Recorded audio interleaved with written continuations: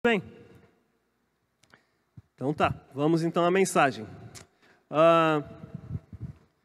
Essa época de Natal é uma época onde a gente gosta de pedir muita coisa, né? Todo mundo já fez o seu pedido de presente de Natal? Quem já fez o pedido aí, levanta a mão. Ninguém pediu nada de Natal, é isso?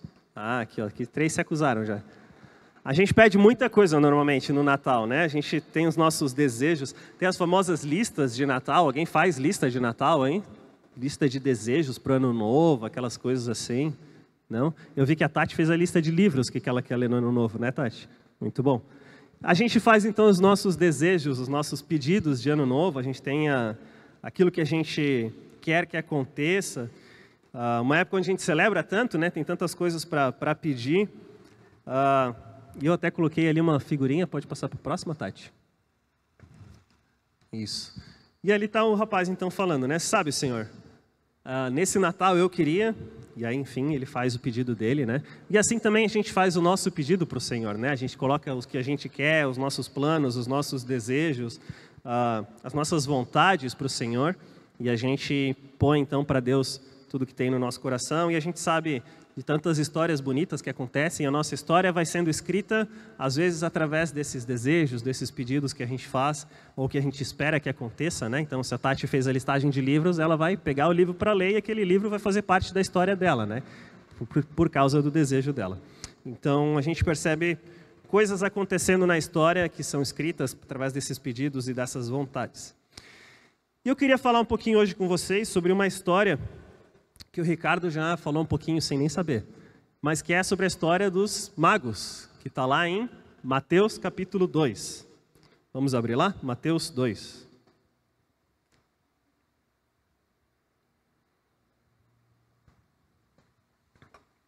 Vai ter ali também, para quem não trouxe Bíblia, mas se você trouxe, abra nela para garantir que eu estou lendo certo.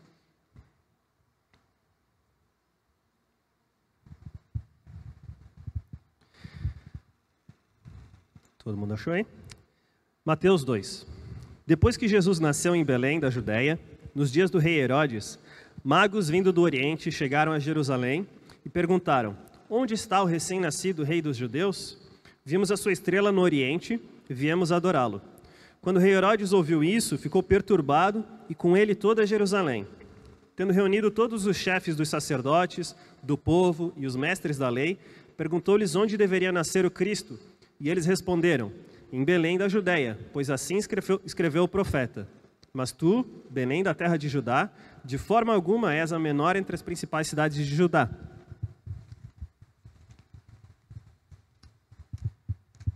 Pois de ti virá o líder, que como pastor conduzirá Israel, o meu povo. Então Herodes chamou os magos, secretamente, informou-se com eles a respeito do tempo exato em que a estrela tinha aparecido.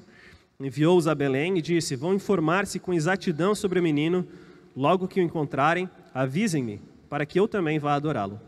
Depois de ouvirem o rei, eles seguiram o seu caminho, e a estrela que tinham visto no Oriente foi adiante deles, até que finalmente parou sobre o lugar onde estava o menino. Quando tornaram a ver a estrela, encheram-se de júbilo.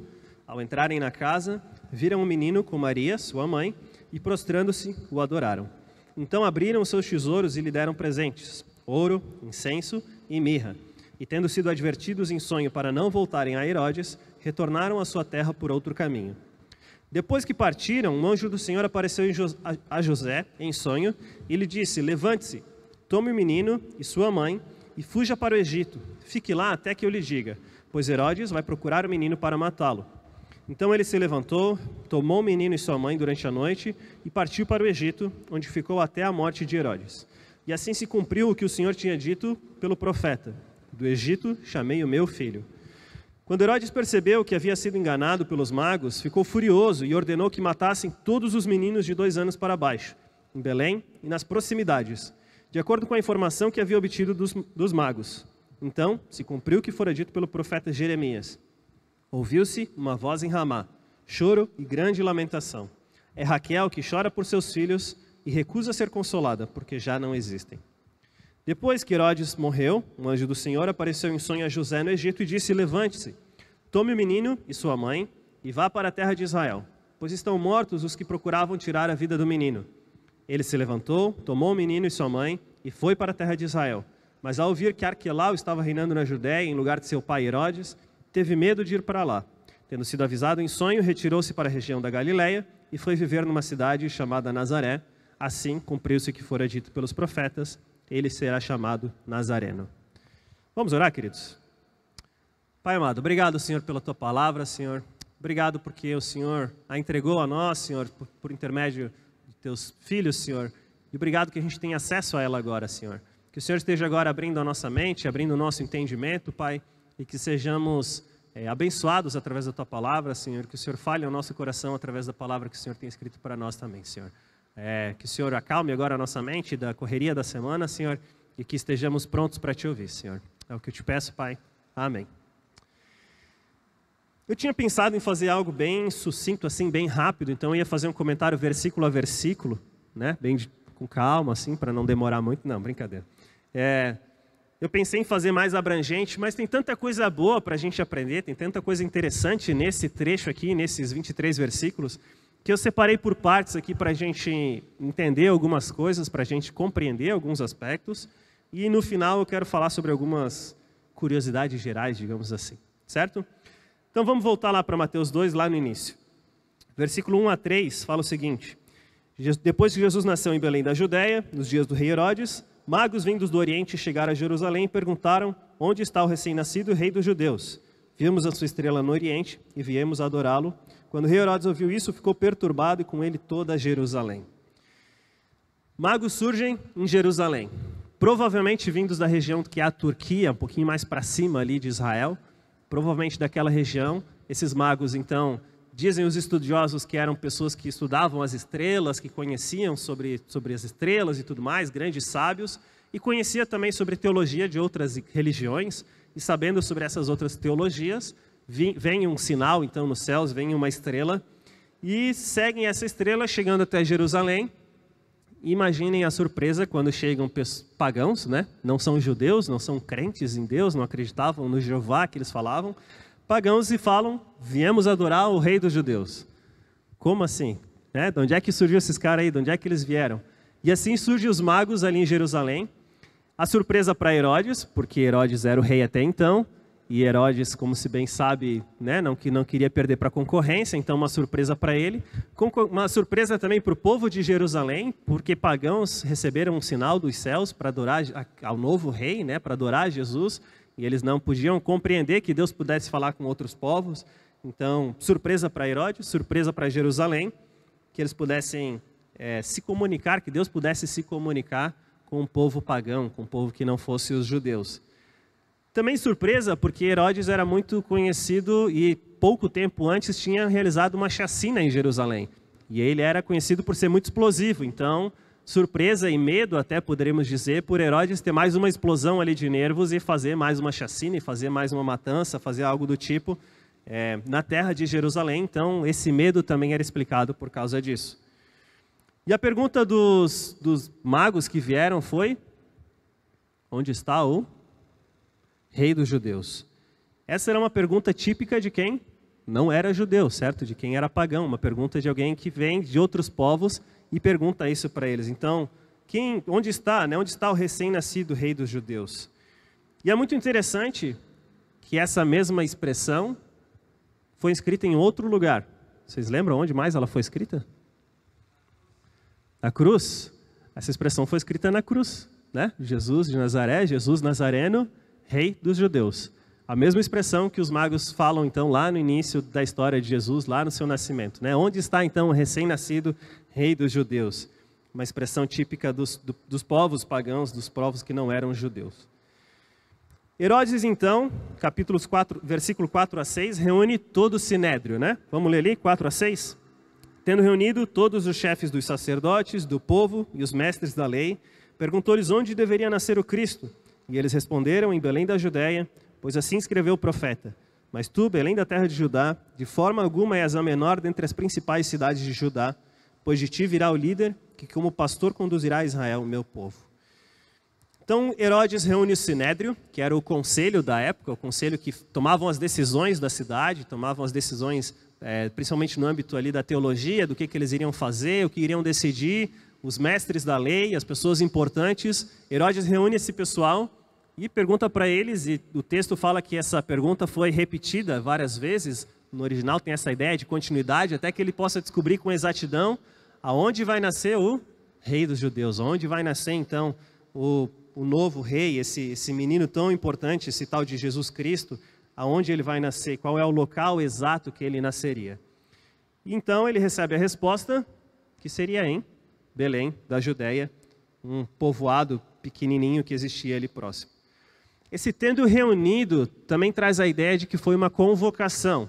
Então não é bem assim, vamos lá, né, vamos conversar e tal. Não, Herodes mandou o comunicado ali, daqui meia hora, todo mundo reunido e quero saber como é que é esse negócio aí. Então, esses mestres da lei, essas pessoas importantes do Sinédrio foram convocadas a estarem lá para poder então debater esse assunto. Então eles eram obrigados a estar lá e, pelo que a gente entende do texto, todos estavam presentes lá para poder tomar essa decisão juntos e poder dizer então onde deveria nascer o tal Cristo, né? Onde nasceria esse Cristo. E Herodes queria, da parte deles, exatidão, que é o local exato onde esse Cristo nasceu. Um pouquinho mais para frente, dos versículos 7 a 9, então Herodes descobre o local, né? Ele descobre o local, seria em Belém. E o texto fala ali, então Herodes chamou os magos, secretamente, informou-se com eles a respeito do tempo exato. Herodes sabia o local, mas não sabia quando foi. Então agora ele quer descobrir quando foi, o tempo exato com que Jesus nasceu. Enviou-os a Belém e disse, vão informar-se com exatidão sobre o menino. Logo que encontrarem, avisem-me para que eu também vá adorá-lo. Depois de ouvirem o rei, eles seguiram seu caminho, e a estrela que tinham visto no oriente foi adiante deles, até que finalmente parou sobre o lugar onde estava o menino. Então Herodes descobre o local, descobre onde seria a terra, o povoado, descobre ali onde Jesus iria nascer, mas ele quer também exatidão quanto à idade, quantos anos tem esse menino Jesus, para que ele possa descobrir com exatidão quem é essa pessoa de Jesus que nasceu e que seria então o novo rei da época, né, o novo rei dos judeus. Mas que para que ninguém soubesse do interesse dele, para que isso acontecesse de uma maneira secreta e ninguém soubesse que o rei estava com medo, digamos assim, de um novo rei assumir, ele faz isso secretamente, né? Ele chama os magos e conversa com ele, e a desculpa dele é muito inteligente. Ele fala, vão lá, descubram quem que é esse novo rei dos judeus, porque eu também quero adorar esse rei dos judeus, eu também quero adorá-lo, né? Eu também tenho interesse em adorá-lo. Essa expressão adorá-lo talvez seria melhor entendida por nós se tivesse escrito venerá-lo, porque a ideia desse texto é que ele se ajoelharia, né, e colocaria a testa na terra, então se prostrar totalmente, né, se ajoelhar e colocar a testa na terra, um sentido de total entrega, né, de total disposição àquela pessoa que ele está adorando, que ele está se entregando. Então, sujeição total mesmo, né, a essa pessoa. Essa é a ideia do texto que os magos falaram para Herodes que gostariam de fazer, e essa mesma ideia, essa mesma palavra que Herodes está falando para os magos que ele quer fazer com Jesus, se prostrar. Outra coisa interessante é que essa passagem de tempo, e a gente vai entender isso até porque Herodes manda matar, né, as crianças de 2 anos para baixo, até aqui passa aproximadamente 2 anos. Então, poucos versículos aqui, mas são 2 anos aproximadamente que se passaram até isso aqui acontecer, até os magos verem a estrela, né, realizarem a viagem, chegarem até Herodes. Então, aproximadamente 2 anos aconteceu até aqui. A gente sabe que tempo na Bíblia é algo bem complexo, né? Tem muitos significados, mas a gente sabe que até aqui se passou esse tempo de 2 anos. Porém, o que a gente sabe também é que a partir de agora, tudo provavelmente aconteceu na mesma noite, na mesma madrugada.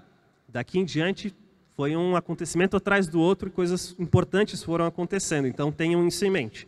Passaram-se 2 anos até aqui, mas a partir do versículo 10, rapidinho, tudo na mesma noite é que foi acontecendo. Versículos 10 e 11 diz o seguinte: quando tornaram a ver a estrela, encheram-se de júbilo. Ao entrarem na casa, viram um menino com Maria, sua mãe, e prostrando-se, o adoraram. Então abriram seus tesouros e lhe deram presentes, ouro, incenso e mirra. Muita gente dá significado para esses presentes, né? Tem-se lá os seus mitos de quem que eram os magos, né? Mas Mateus não fala nada sobre isso, não dá significado nenhum sobre isso, não traz nenhuma ideia sobre esses presentes e nem sobre os magos. Também não falam que eram 3, né? Eram 3 presentes, mas não falam que eram 3 magos. A gente sabe muitas coisas que são faladas referente a isso. O que a gente sabe é que os magos provavelmente estranharam toda a recepção que tiveram, afinal, eles vieram de um povo distante para adorar um novo rei, chegam lá no povo onde tem um novo rei, e ninguém está nem aí para esse novo rei, né? Ninguém está se importando com o novo rei, ninguém fala nada sobre esse novo rei, não se sabe nada sobre esse novo rei. Então, provavelmente foi uma estadia meio estranha ali dos magos em Jerusalém, e eles saem daquela situação meio estranha, e a gente percebe que quando eles encontram Jesus, diz o texto, eles se enchem ali no versículo 10, se encheram de júbilo, de grande alegria, né? Então, quando eles finalmente encontram Jesus, eles se enchem de alegria. E eles são, então, renovados dessa alegria. Dizem os estudiosos ali, historiadores, que provavelmente esse caminho de sair de onde estava Herodes até encontrarem Jesus deve ter levado algo em torno de 2 horas. Então, lembrem que eu falei que era na mesma noite ali.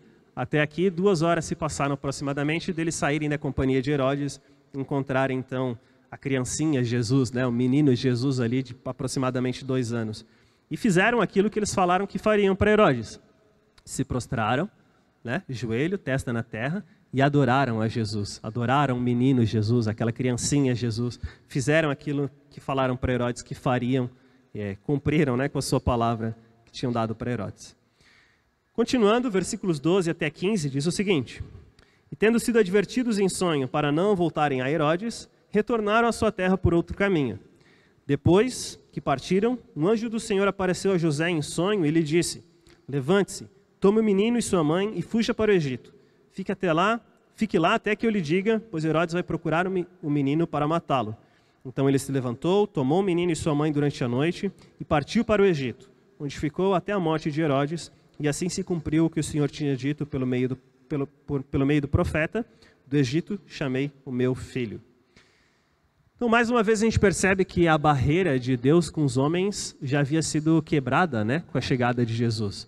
Deus fala com os magos através de sonhos. Deus se revela para os magos através de sonhos, se comunica com eles ali e fala: não voltem pelo mesmo caminho, né? Voltem por outro caminho. Então, Jesus já quebrando essa barreira, né? O véu que posteriormente é rasgado, aqui já começa a ter algumas brechas. Deus já começa a se comunicar com o seu povo, já começa a se falar com as pessoas sem precisar de um intermediador, sem precisar de alguém entrando até os santos dos santos.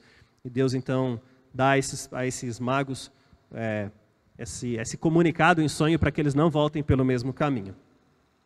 Também não há distinção entre judeus e pagãos, afinal os magos não eram judeus, mas Deus está falando com um povo que não é judeu, isso também era loucura para a época, e Deus se comunica com eles também, falando para eles sobre esse retorno, né? Provavelmente isso acontece na mesma noite. Então imagine essa viagem, os magos saindo da presença de Herodes, chegando até Jesus, o menino Jesus, adorando a esse Jesus, né, com júbilo, grande alegria, vão descansar, recebem esse sonho e acordam e pensam: pô, temos que voltar por outro caminho. Tudo isso acontecendo na mesma madrugada. Também na mesma madrugada, provavelmente, José recebe um sonho. E o sonho de José é: levante-se, tome o menino, a sua mãe e fuja. Fuja, tem ar de urgência, tem ar de, vamos logo, levanta, arruma tudo, pega o que tem, pega o menino, pega a mãe ali e foge. Não fica onde você está. Era urgente, era algo que precisava acontecer logo.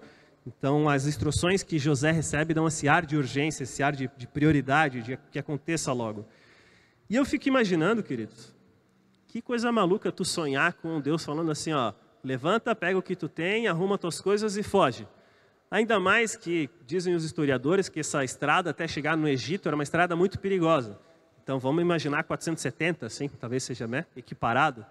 Imagina você acordar amanhã de manhã e Deus fala para ti: arruma tudo que tu tem, pega aí tua família e se manda para dentro, né, para o oeste, que está pior, a BR ali está cheio de buraco. E vai e se manda. Agora, você faria isso, né? É meio louco assim pensar. Já pensou se a gente recebesse essa instrução, né? Levanta, arruma o que tu tem, pega as tuas coisas, pega a família e foge. Foge. E eu fico imaginando isso na cabeça de José, e a gente percebe quanto José era submisso e obediente a Deus. Porque o que o texto fala, no versículo 14, então ele se levantou, pegou a sua família e vazou, fugiu. José não questionou, José não perguntou, não ficou, o texto não diz que ele ficou perguntando, pensando, não, o texto diz que ele levantou, pegou sua mulher, pegou o menino Jesus e fugiu para o Egito. E aí se cumpre mais uma profecia acerca do menino Jesus. De novo, tudo isso provavelmente acontecendo na mesma noite, durante a mesma madrugada. Os magos levantam, fogem, José recebe o sonho, acorda, pensa, cadê os magos? Já foram embora, não precisa dar café da manhã para ninguém, arruma tudo e foge também, se manda também. Tudo isso acontecendo provavelmente na mesma noite. E aí a gente continua, versículos 16 a 18. Quando Herodes percebeu que havia sido enganado pelos magos, ficou furioso e ordenou que matassem todos os meninos de 2 anos para baixo, em Belém e nas proximidades, de acordo com a informação que havia obtido dos magos.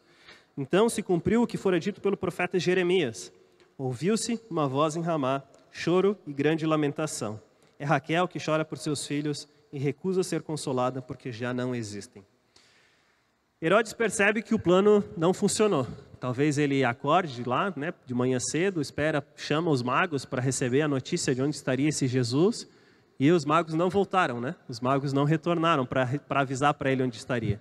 E ele percebe então que foi enganado, que o plano dele não deu certo. E ele parte direto para a proposta mais drástica, né? Parte direto para o final já. Se eu não sei onde é que está, eu não sei quem que é, mata todo mundo. Né? Assim, finaliza tudo e não tem problema e não acontece... ninguém fica suspeito ali de ter fugido, de ter passado. E ele vai direto para essa proposta, para esse plano mais drástico. E, queridos, por mais horrível que isso possa parecer, essa não era uma atitude incomum de Herodes. Dizem os historiadores, eu até anotei para não perder, que Herodes matou o seu cunhado, ele matou um parente que era conhecido na época, ele matou a sua esposa, ele matou a sogra, ele matou 3 dos seus próprios filhos, e dizem que em uma ocasião lá importante da época, ele mandou matar 45 membros do Sinédrio, que é esse mesmo conselho que ele reuniu para saber onde é que Jesus estava. Então esse tal de Herodes já tinha esse costume de matar ali, né? Já estava sempre, não sei o que faço, manda matar, acabou, tudo certo, vamos para o próximo, né? Era uma semana comum para ele, talvez ali, mandar matar alguém. Então Herodes era um grande assassino da época, né? E não era nada incomum para ele mandar matar alguém ali. Foi mais uma atitude comum para Herodes, mais uma segunda-feira de trabalho para ele ali, mandar matar as crianças de Belém. Outra informação importante é que, diferente do que a gente acha, ou do que muitos acabam falando, não foram milhares de crianças assassinadas, também não foram centenas de crianças assassinadas. Estima-se que Belém era um pequeno povoado, bem pequeno mesmo, bem reduzido. Até dei uma pesquisada, nos dias atuais tem em torno de 25 mil habitantes. Então continua sendo pequeno. Estima-se que o número de mortes de crianças daquela época ali, pelos comentários que eu li, seria algo em torno de 15, talvez um pouco mais, 20 crianças, 20 bebês. Então um número bem reduzido, claro que não diminui a importância, ainda é uma chacina, ainda é triste, mas um número bem menor do que normalmente se fala por aí, nos filmes, desenhos que a gente vê e tudo mais, né? Então, algo em torno de 15, 20 crianças talvez teriam sido mortas naquele dia por amando de Herodes, né? Como eu falei, nada incomum para ele, infelizmente. Continuando, versículos 19 a 23 diz o seguinte: Depois que Herodes morreu, um anjo do Senhor apareceu em sonho a José no Egito e disse: Levante-se, tome o menino e sua mãe e vá para a terra de Israel, pois estão mortos os que procuravam tirar a vida do menino. Ele se levantou, tomou o menino e sua mãe e foi para a terra de Israel. Mas ao ouvir que Arquelau estava reinando na Judeia, em lugar de seu pai Herodes, teve medo de ir para lá. Tendo sido avisado em sonho, retirou-se para a região da Galileia e foi viver numa cidade chamada Nazaré. Assim, cumpriu-se o que fora dito pelos profetas, ele será chamado Nazareno. Mais uma vez, um anjo fala com José. Mais uma vez fala, levante-se e vá. E o que José faz? Levanta e vai. De novo, obediência, né? De novo, submissão à voz do Senhor, aquilo que Deus tinha mandado para ele. E é muito interessante ver essa obediência, ver essa submissão. Contudo, ele ouviu que Arquelau reinava naquela terra, naquele povo ali, naquele povoado. E diz o texto que ele teve medo. Arquelau, um dos filhos que Herodes não mandou matar, disse um comentarista, um historiador da época, que falava-se que era melhor ser um porco de Herodes do que um filho dele. Então, imaginem o nível dessa pessoa, né? Mas Arquelau reinou e Arquelau seguiu os passos de Herodes. disse também um historiador que Arquelau, logo depois da morte do pai dele, mandou matar, através dos seus cavaleiros, 3.000 peregrinos que iam para Jerusalém para festejar, para as festas ali que haveriam. Disse que Arquelau mandou matar 3.000 peregrinos que estavam indo para Jerusalém. Então, bastante justificada o medo de José de ir para aquele povoado, de ir para onde Arquelau mandava, né? José teve medo e a gente compreende o porquê. Agora, dessa história toda que acontece, 3 coisas me chamaram muito a atenção e eu estudei bastante, li bastante, e para mim isso é algo... É graça de Deus e a gente percebe Deus agindo. Antes, uma curiosidade. Aonde os magos acharam Jesus? Quem arrisca assim de sopetão falar? Não, fale mais alto. Na casa. A gente vê muitos relatos dos magos entregando os presentes na manjedoura e tal. A gente faz o presépio e é muito bonito, pode continuar falando e fazendo. Mas o versículo 11 diz que os magos entraram na casa. Então, se você quiser fazer um presépio bíblico realmente, né, um final de ano ali, um negócio bíblico, faz uma casinha e põe Jesus lá dentro e os magos entregando presente, porque ele estava na casa. Como eu falei, já se passaram mais ou menos 2 anos do acontecido ali, né, do nascimento de Jesus. Então, não faria muito sentido Jesus estar 2 anos, né, e José e Maria morando no presépio lá por 2 anos, né. O povo que havia ido para fazer o recenseamento lá e dar os nomes e tal, já provavelmente teria ido embora. E José e Maria já teriam encontrado ali uma hospedagem, um lugar para ficar. Então, é muito bonito, né? Fazer lá nossas estrebarias e montar lá com os animaizinhos e tal, e os magos entregando de presente. Mas não é ali muito bíblico, tá bom? Então, os magos chegaram na casa e entregaram os presentes. Uma segunda coisa interessante que a gente pode aprender desse texto é que no capítulo 2, principalmente, aqui de Mateus, a gente já tem uma ideia de toda a vida de Jesus, de tudo que vai acontecer nos 3 anos finais de ministério de Jesus. Tudo começa com perseguição dos judeus. Né? Chegam os magos, falam, a gente veio aqui adorar o novo rei dos judeus e tal. E o que os judeus ali, na pessoa de Herodes, fazem? Perseguição. Eles querem matar Jesus, eles querem acabar com essa história ali logo de início. Mas a gente percebe também a adoração pelos gentios, pelos aqueles que não eram o povo judeu ali, o povo de Cristo. Então, perseguição dos judeus, adoração pelos gentios. Logo no início da vida de Jesus existe risco de morte. Né? Jesus estava muito suscetível a morrer, seria muito fácil ali para Herodes conseguir matar ele, então existia desde o início o risco de morte, e a gente sabe como tudo acabou. Mas ali também está a vontade do Senhor. Mesmo no risco de morte, e o risco de morte aconteceu para que pudesse se cumprir as profecias, como a gente viu no decorrer do texto. Então existia o risco de morte, mas existia ali também a vontade de Deus acontecendo, existia a soberania de Deus acontecendo. No início também existia o ódio contra Cristo, e a gente percebe no ministério de Cristo a quantidade de ódio contra ele que foi destilada e quanto ele foi odiado pelos homens. Porém, no início também se encontrou a adoração a Cristo. Cristo foi adorado pela pessoa dos magos ali, que se prostraram e adoraram a ele. Então, logo no início da vida de Jesus, a gente percebe como seria também seu ministério depois, né? Perseguição, ódio e dor e risco de morte, mas também adoração, também sujeição, também a vontade de Deus acontecendo. E um terceiro ponto, queridos, que eu queria destacar eu pensei muito sobre como colocar esse título e simplesmente Herodes, acho que eu coloquei ali, né? Herodes, isso. Porque, cara, esse cara teve muita chance de matar Jesus, né? Seria muito fácil para Herodes matar Jesus. Vamos pensar comigo, se esses magos ali chegaram e já estavam seguindo a estrela, não seria muito mais simples Herodes falar, pô, vocês estão indo para lá, eu vou com vocês. Tranquilo, né? Leva uns caras lá meio secreto ali e tal, eu vou com vocês, a gente chega lá, adora esse tal menino Jesus, a gente realiza a adoração ali e tal, e depois a gente vai embora e tal. E Herodes não faz isso. Herodes não toma essa iniciativa. Ele era conhecido por ser uma pessoa muito astuta, né? Então, tinha alguma dúvida, algum problema, ele mandava matar e acabou. Porém, toda essa esperteza dele, toda essa astúcia que ele tinha, tornou ele um grande tolo, tornou ele um grande bobo nas mãos de Jesus, na mão de Deus, né? E toda essa esperteza que ele tinha acabou em nada. Ele queria saber a localização exata do novo rei dos judeus, onde estaria esse novo rei dos judeus. Talvez ele pudesse já, no início de tudo, ter simplesmente mandado matar os magos, né? Os magos chegaram, a gente veio adorar o rei dos judeus. Não, tá bom, vai ali na salinha que eu já falo para vocês onde é que ele está. E acabou ali na salinha, né? Não iam sair dali, não ia ter adoração, não ia ter o resto da história. Mas não, ele quer descobrir onde está o tal rei dos judeus e ele deixa os magos irem adiante. Talvez se os magos retornassem, como ele pediu, ele teria obtido essa informação e mandado matar os magos, afinal ele fazia isso normalmente. Mas Deus, de novo, torna a esperteza de Herodes em tolice, né?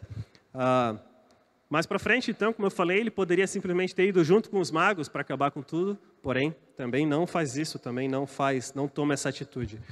Se de caminhada seria mais ou menos 2 horas, Herodes com certeza tinha suas carruagens, seus cavalos, seria algo em torno de 1 hora ali de viagem até chegar no local onde estaria Jesus. Dizem os historiadores que Herodes não era paciente, ele não tinha calma, ele era uma pessoa explosiva que tomava atitudes momentâneas assim. E aí fica a pergunta, né? Por que aqui Herodes foi tão paciente, né? Não, claro, vocês vão lá, descubram onde está Jesus, voltem, eu quero adorar Ele e tal. E extrema paciência e calma para tentar então descobrir onde Jesus estaria. Claro que nisso entra a esperteza dele também, mas a gente percebe coisas acontecendo de uma maneira diferente e Herodes não sendo como ele é normalmente. E um comentarista que eu estava lendo, uma frasezinha bem curta dele, assim para mim explicou tudo isso, né? Ele falou simplesmente: Deus está no comando. Herodes, apesar de sua astúcia, foi extremamente tolo. Herodes, apesar de sua astúcia, foi extremamente tolo.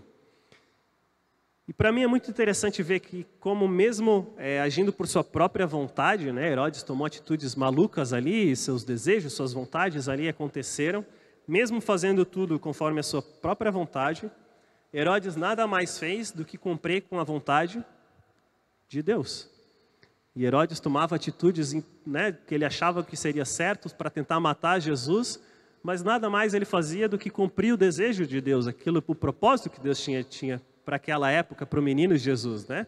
E a gente percebe eles fugindo para um local, para Belém, de Belém sairia então Salvador, depois eles vão para o Egito e mais uma profecia se cumprindo, depois eles fogem para Nazaré, de novo mais uma profecia se cumprindo. Enquanto Herodes e também o seu filho achavam que estavam tomando conta de tudo, que estavam dominando tudo, mal sabiam eles que na verdade Deus é que estava no controle de tudo, né? E todos os seus planos e desejos e toda a sua astúcia nada mais estava fazendo do que cumprir o propósito de Deus para o menino Jesus. Nada mais estavam fazendo do que cumprir a vontade de Deus para o menino Jesus. E assim é até hoje. Assim acontece até hoje, assim continua acontecendo. Enquanto a história do mundo vai acontecendo, né, a gente segue com as nossas vontades, os nossos desejos, e o mundo tem a sua própria história acontecendo. Em paralelo, a história da salvação vai acontecendo, lado a lado, enquanto a gente acha que está tomando atitudes livremente e que isso não vai influenciar em nada, mal sabe a gente que Deus está no controle de tudo, Deus está no comando de tudo. E a gente nada mais está fazendo do que ajudando a cumprir a vontade de Deus na terra. Herodes, achando que estava comandando tudo e que estava sendo o bambambam do pedaço, nada mais fazia do que cumprir a vontade de Deus. Nada mais ele fazia do que isso. Era simplesmente a vontade de Deus acontecendo através das perseguições de Herodes. E a gente sabe então que no final dessa história, Herodes queria Jesus morto, Deus não, Jesus ficou vivo. Afinal, no final da história, a vontade de Deus acontece. A vontade de Deus é soberana. E no final da história, a vontade de Deus se realiza. E aí a gente volta lá no início, onde eu falei sobre os nossos desejos, né? Os nossos planos, as nossas vontades. E eu coloquei de novo ali. Sabe, Senhor, nesse Natal eu queria... E eu tentei ficar pensando qual seria a resposta de Jesus. E quando eu achei essa imagem ali, eu falei, é isso. Passa para a próxima imagem, Tati. Jesus respondeu, é o meu aniversário ou é o seu? E aí? De quem que é o aniversário, né? Aí eu estava lendo alguns comentários e o pessoal falou, não, mas eu também nasci dia 24, 25 ali e tal, daí também pode pedir, né? E eu falei, cara, é isso. é o meu aniversário ou é o de Jesus, né? De quem que é o aniversário? Quem que faz o pedido de Natal, então, né? É a gente ou é Jesus que faz o pedido de Natal? E eu fiquei pensando, qual seria, então, o pedido de Jesus de Natal? Qual seria, então, o desejo de Jesus de Natal? Agora, conhecendo toda essa história de nascimento e sabendo que as coisas acontecem conforme o propósito de Deus. E orei, pensei, refleti um monte sobre isso. E eu fui lá para o texto de João 17. Abra sua Bíblia lá, em João 17.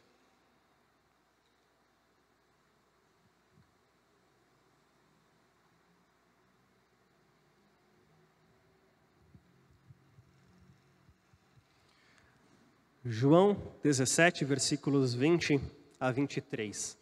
A gente vai ceiar daqui a pouco, e esse texto ele acontece depois da ceia, depois de Jesus dizer que Pedro negaria, depois de tudo aquilo que a gente sabe que aconteceu, e a gente tem então a oração de Jesus, né? o pedido de Jesus. E se você depois quiser ler em casa todo esse capítulo, ele é muito bonito, mas eu queria destacar só esses 3 versículos ali, 20 a 23, 4 versículos. Fala assim: minha oração não é apenas por eles. Rogo também por aqueles que crerão em mim, por meio da mensagem deles, para que todos sejam um.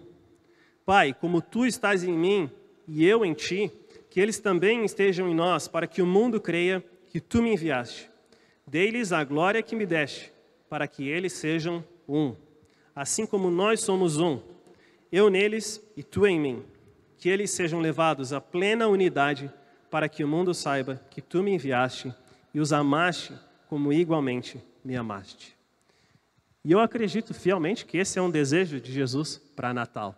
Essa oração, Jesus rogou por isso, para que nós sejamos um, para que nós tenhamos unidade, para que nós tenhamos essa busca pela unidade.